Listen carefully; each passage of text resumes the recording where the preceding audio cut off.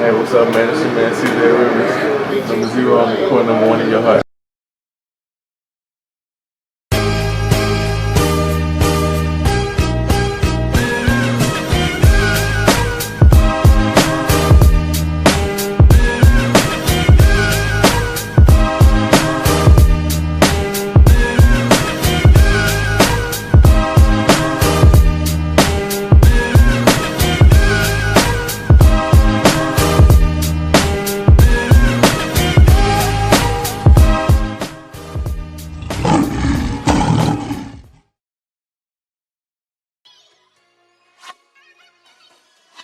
If you guys have checked out episode 1 of One Dream, One Shot, you know exactly why I do what I do, why I put in all the hours and the work.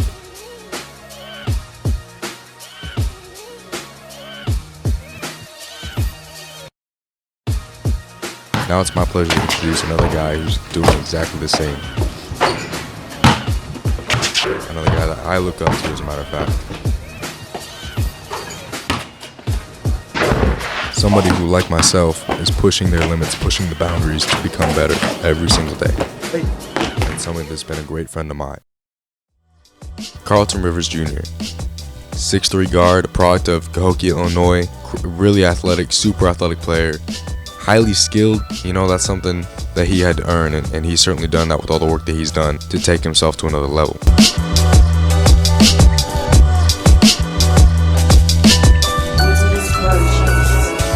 To all the ladies in the place with style and grace. I see all that he's accomplished and how far he's come, and it's an inspiration to me to not give up and to keep pushing, because you put in the work and you're gonna get there. And he's a guy that just the process and what he's been able to accomplish in a year is incredible. I mean, he is living proof that if you keep pushing every day, it's gonna get better. You're gonna get better. You're gonna achieve your goals. And so that's why I just thought his story needed to be told. The work that he put in and the results are incredible. He's a great guy, and let's, without further ado, let's get right to it. This is CJ Rivers, episode 1. For me, at first, basketball was just fun. It was just recreational. My mom worked at a East St. Louis recreational after-school center, so I just played basketball just with my friends. It's just something to do. And I first started on the team at that center at East St. Louis. I was 11 years old, maybe 10 or 11, and basketball was actually the third sport I picked up. And I was playing the 13 and 15-year-old league, so I would only see playing time when we were up 20, and it was the fourth quarter, and I would get in and hit my three, and then just get out. So it was just fun for me at first, and but after a while I started developing, and I saw that I might have had a future in it. Things to make you smile, what numbers to dial. You gon' be here for a while, I'm gon' call my crew, you gon' call your crew. We can rendezvous at the bar around 2.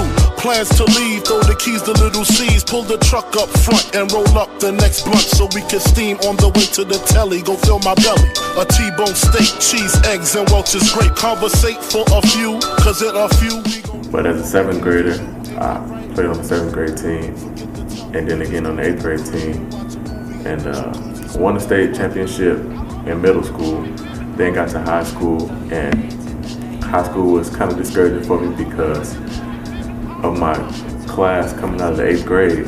I mean, we were pretty good. I mean, we were undefeated up to one point, but all those guys started at the varsity level right away. 2 Division I athletes right now, one at South Carolina and one at UMKC. But I came off the bench at first, and I even played JV.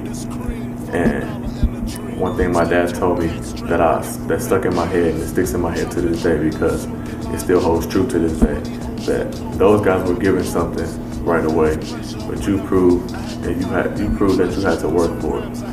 And I'll never forget the middle of the freshman year, my first away game in the conference. Coach put me in the starting lineup. He said, "You're not playing JV today. You're gonna start varsity. You're gonna start point guard for me tonight." And we won that game on the last second shot, and it was no greater feeling than making Coach proud and proving him right, proving him that I belong to start with my peers. Skip this song. Skip this song. Oh, you want a song? Skip this song.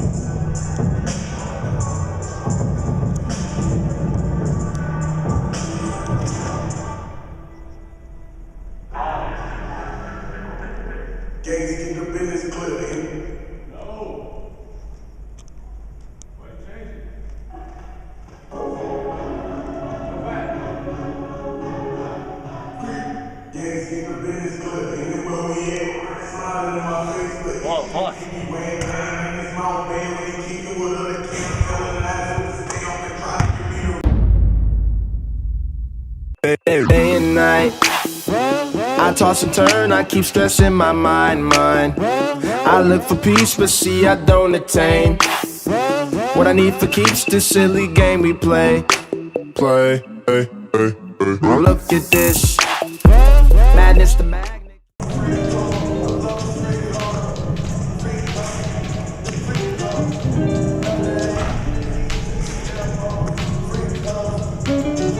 Well, you cooking, see?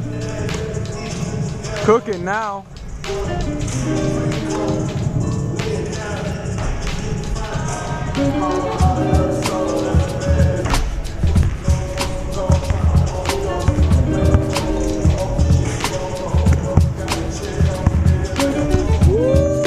The rest is history. I mean, my high school team, my graduating class of 2014 had the most wins in Koke history.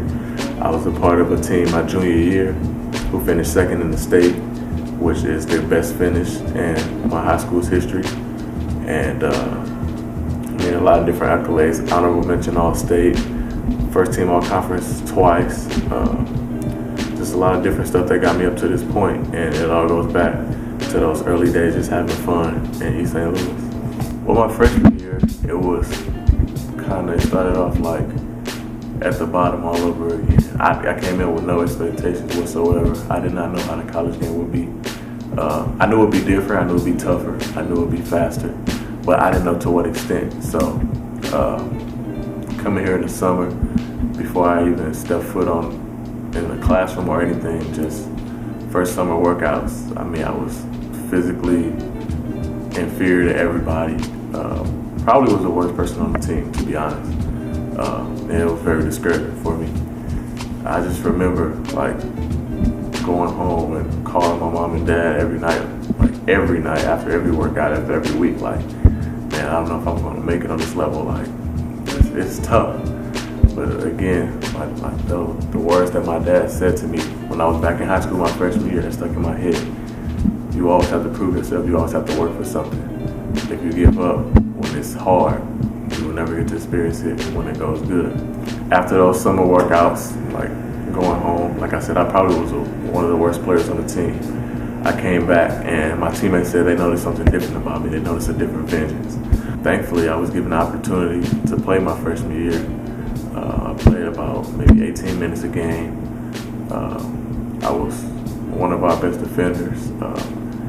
Matched up with the best wing every time I was on the floor. I started quite a bit of games. I didn't start at first. Again, kind of like my freshman year of high school, but I ended up making my way into the starting lineup midway through the season again, and it was just a blessing, man. God was blessing me all that year.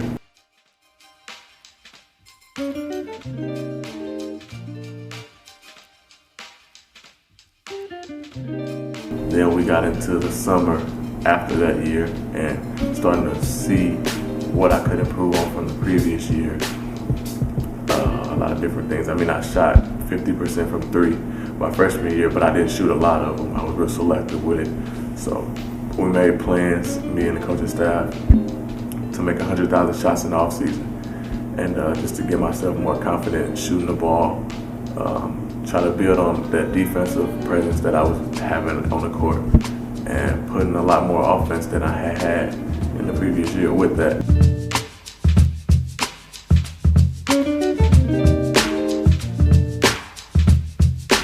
And I actually started to. I mean, I was shooting the ball pretty well, starting off the season.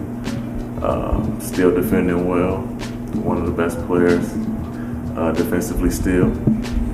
Starting games, and I think my last game against Indiana State, I had my career high in scoring, so I felt like I was really starting to come into my own.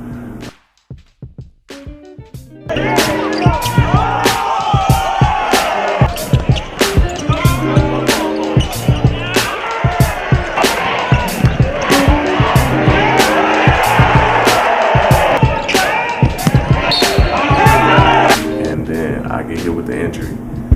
And I'm a firm believer that everything happens for a reason.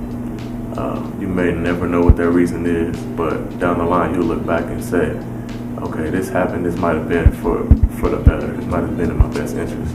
going through that injury helped me experience basketball from a different perspective.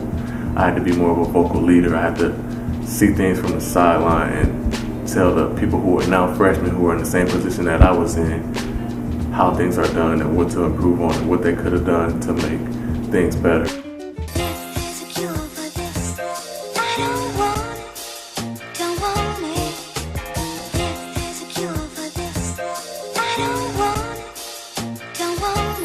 In this off season, I have another plan together. I plan on making another 100,000 shots just to get my muscle memory back in the broken hand, which was my shooting hand. I'm working on things as far as off the dribble, trying to become a better point guard, becoming more versatile. Usually my role is to play a wing as these past 2 years. But coming out of high school, I was a point guard. So just polishing those things and getting those skills up to a competitive level and at the college level are a few things that I'm working on right now.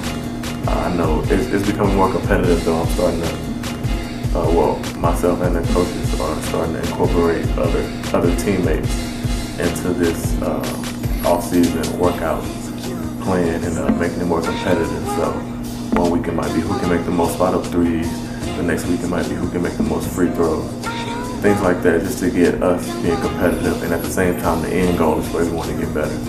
So I think this off-season will be really helpful.